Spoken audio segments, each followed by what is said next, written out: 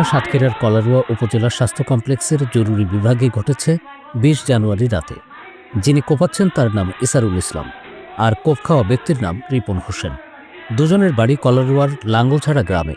পুকুরের মাটি ভরাটকে কেন্দ্র করে বিরোধের জেরে ইসারুলের সঙ্গে মারামারিতে আহত হন রিপন হোসেন। হাসপাতালে চিকিৎসা নিতে আসেন রিপন। তার পিছে পিছে হাসপাতালের জরুরি বিভাগে ঢুকেই রিপনকে কোপায় ইসারুল।